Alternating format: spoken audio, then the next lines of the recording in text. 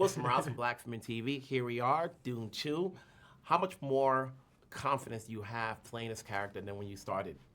Well, I feel like the character definitely. This is our first one today, so that was just like out the gate. That's a great question. I feel like the character himself is a lot more confident. So, I feel where the first movie I was stepping into shoes that were really big and felt like they were maybe too big at times. In this story, Paul Atreides is, feels he's fully where he belongs. So I felt that way too playing him. For you, your head is shaved.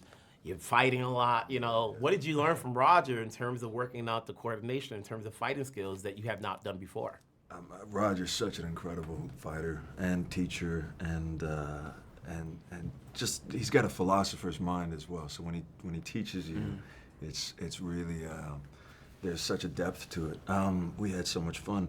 Thankfully, we had a lot of time before we started shooting. So Timothée and I both started with Kali training. Months before we started shooting, and then you start adapting and figuring out the specifics of the fight style of Fade, and yeah, it was just a lot of training. We just trained for hours and hours a day and just figured it out. Are you learning more from Denny the second time around than you did the first time as an actor? Yeah, maybe.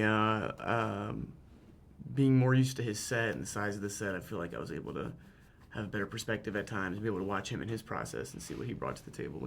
As the first go-round, I was more in the experience of being on a set that huge the first time. When you think about the characters that both of you are playing, who wants the power more? Is it your character or is it Paul? I don't know. How do you quantify that? Yeah, I'd say it's equal. Yeah, I would say. The thing about them is they're sort of described as the flip side of the same coin. So I'd say it's equal. Yeah. You're working with this cast. Obviously, some of them already worked together. How was it for you coming onto the set? It was a really welcoming set. And I think because of who I'm playing with Fade, he has such a presence that it allowed for me to just kind of lean into that, and then I wasn't thinking about anything else really. I don't know. Like between takes, we had a blast together, and then in the scene, it was very fun. The film itself is massive. There's a big scope in it. Each of you have worked on massive other projects. Is there anything you're taking from this, that you learn skill set wise as actors that you can take on moving forward to whatever project you do next? I don't know.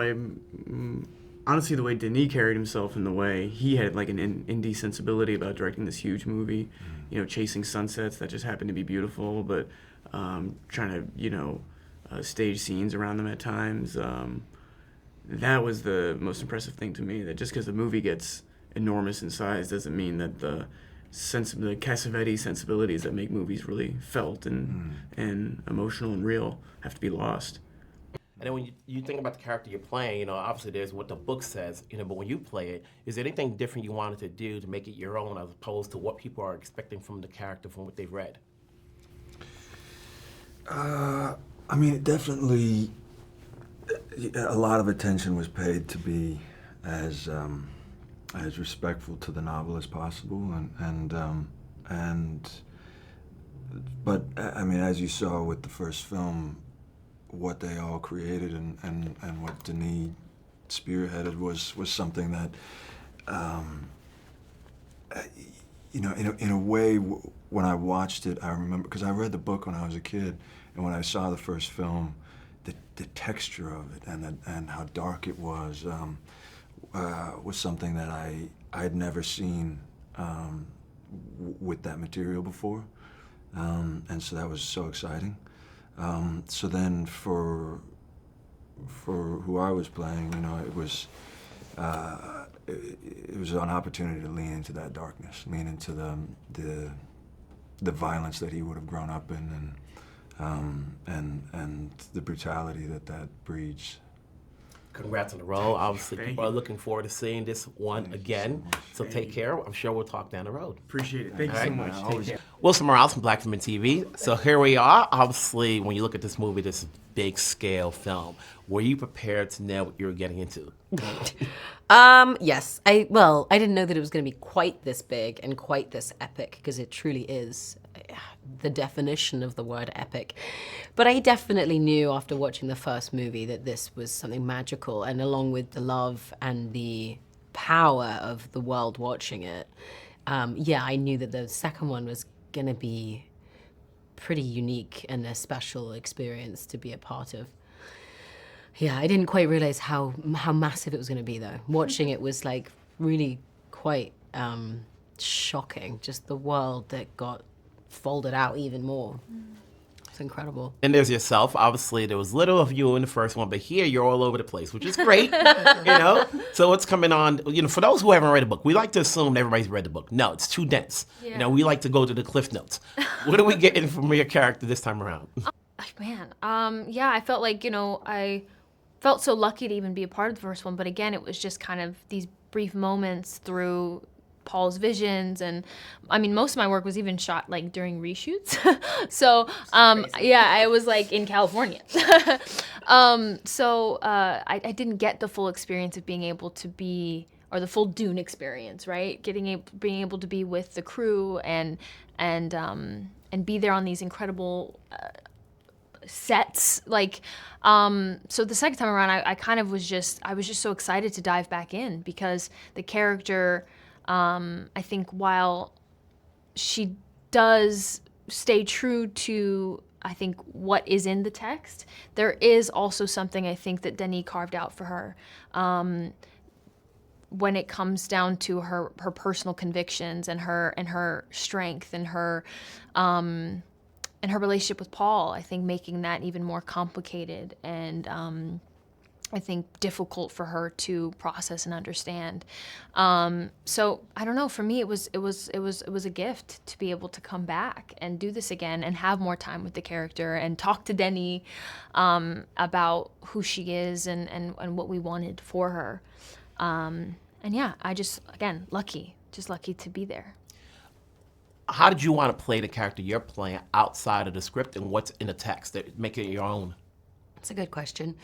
Well, I think the best thing that I was rewarded was pacing. I think like the script leads to a place where you're not sure, where the audience isn't sure, and you're not quite aware of how much she knew and how much she didn't know. And I think that was something that I really enjoyed playing. I think when I read the script, I didn't quite realize how many moments there were of her constantly clocking and tracking and being aware and being calculated. And then I actually reread it again. I was like, oh my God, she's always awake, and she's always waiting and watching. And I think for me, just pacing her and not feeling like I needed to like thump her through the screen as being this powerful, strong-willed person. I wanted her to grow, and I wanted her to end up somewhere else. So that's probably what I put in, keeping her measured and keeping her, Having worked with Denis on this big project right here, what is it you're getting from his direction, skill set-wise, that helps you as an actress moving forward? Oh man, so many things. I think he's brilliant. But I think for me, what I admire the most is, I think, the way he treats his crew, the way he treats his creative partners, from the cast to wardrobe, hair, makeup. Everybody feels like they are equally respected, equally taken care of, listened to, and appreciated for their work and their contribution. And I think that only allows people, or makes people, want to work harder and be better at their craft and give more. So I think for me, at least, I just really appreciate the way he, way he creates this environment on set of gratitude and respect, and I think that just trickles down, and everybody brings that, and that's the best way to be able to do your work, when you feel like you're in a safe place to do so. Appreciate it. Congrats on the roles. Take care of yourself. Thank you. Right. Cheers. Thank you. Wilson Morales from Black Fremen TV. Second time around, is there less or more pressure? With the first film, there was tremendous pressure because I was bringing some ideas about the adaptation, my own adaptation, so I didn't know how the fans of the book will react. They reacted well, so that pressures. Now I try to make a movie that is quite different from the part one. It's a continuity, but my art is at peace. I have no control how the world will react this time. So I would say the pressure is the same. Was it always meant to be 3 chapters or so forth? But no, I signed at the beginning to make 2 movies. The idea was to make the adaptation of the first book, and I insisted to make it in 2 movies because it had too much story to tell in one movie. Now the second book, Dune Messiah, which is the end of the arc of Paul Atreides, it will make sense to make a 3rd movie. That's why I agreed to make the 3rd adaptation. Yeah. When you're working with this cast, obviously there's the cast that came in with the first film, and now you have the addition of more new, actors on this one. How important is it to have each of them play the characters that people know from the book and play it well, so that way they don't just seem like props? The whole point of my job is to make sure that we will focus on the character and their relationship in order to tell the story, and not being overwhelmed by the size of the movie, and to keep. I try to create an intimate space around the camera and to protect my actors, to make sure that they can bring the best out of themselves. Yeah. The thing that people know about you is that you like to be big in scope, grand, and when you look at this movie, all of the details are there.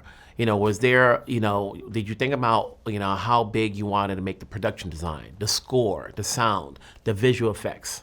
It's a very epic story, and that if when the people will see the movie, they will say it ends on a grand scale, and I had to, in order to respect the book, it had to go there. And it's like the book is about the relationship of humans with nature, and nature is big. and I wanted to feel that the humans are like ants in relationship with the size of things and out there, and so I try to capture that with the camera. Timothée is just about the same age as Paul in a way, and we're seeing the evolution of him as an actor grow. Did you see it coming in, and did you see it with the second film?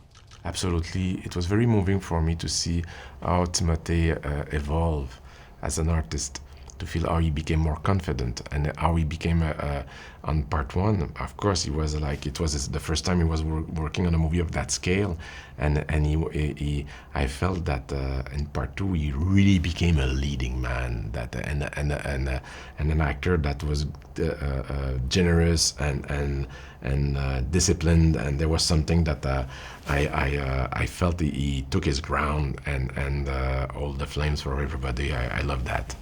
Appreciate it. Thanks a lot. Thanks to you. Take care. Okay. Wilson Morales from Black Fremen TV. Here we are playing Baron once again. Is it easy to get into the suit? It was never easy to get in that suit. I mean, I kind of hoped that it wouldn't be a second installment of this film. What? but I was prepared to do it. What was different this time? Obviously, as we see, the sets are bigger and grander. It's like for you, obviously, there's you, the suit, and the production design behind you. Well, I had the sort of a lot of floating to do with those balls in the air, and that was the big difference for me. Otherwise, and I wasn't naked as much, because the nakedness took extra 2 hours in makeup. So. Yeah, but this part of career, don't you like the fun of now doing this stuff that you couldn't do years ago? Yeah. It's fun. Yeah, I try to make as different films as possible. I mean, I'm all over the map in terms of roles. So we like to think everybody's read the book, but the book is long. Not everybody's read the book. Where are we now with Baron? What's his state as far as what's happening? Well, he's got a ruckus. He's not pleased with how it's run. He's trying to establish an heir to take over. And why not why not Roy, what's his name? Fade Reuter. Fade Reuter. Played by Austin. Yeah. Played by Austin. Yeah. No, for as long as you've worked, you know, I always say actors can never stop learning. You know, so like when you're working again with Denny, is there anything you're picking up this time around that still maybe help you out as an actor moving forward to whatever you do next? No. I don't think. I mean, I made over 100 films. I mean, I learned very little new things, but I haven't done exactly this character before, and that's fascinating. You know, so you said you've done 100 roles. Is there anything you would like to do you haven't done that you want to explore? It must be. There's thousands of possibilities, but I don't have a dream role. Like, I mean, if I wanted to do Hamlet, I could do it in a street corner. I mean, it's just nobody can stop you. But it's more of the project with what director, with which cast, and what kind of material. So when it comes to saying yes, and obviously I'm assuming there's a couple of projects you say no to, but it's the project, the talent, or is it the time frame? Sometimes, you know, people just don't have the time depending on where the shoot may be. Yeah, it could be many of those reasons. But I mean, to me, it's very important to have a varied diet. So when I've done something, I want to do something totally different. You know, you worked long with Dave, and now you got Austin here. Obviously, they're playing, you know, it's this big extended family. You know, what was it like to set? You know, I'm sure not everybody got to be together because everybody's in different, you know, areas. Well, I mean, I was so busy by being fat. It was really hard. So I didn't get to meet them very much. I was transported on the set, and then I was taken away from the set again, and they were moving like free spirits. But I had a great experience with Austin Butler. He's evil. I mean, his way of being evil, like a snake in this film. He's beautiful. But when you think about the characters in that family, where does the evilness come from? Well, it's pragmatic. It's if you think of the Renaissance princes like Henry VIII or anybody, the Machiavelli. The rules were different that time, you know. I think of them as pragmatic, as normal people who's pragmatic, but it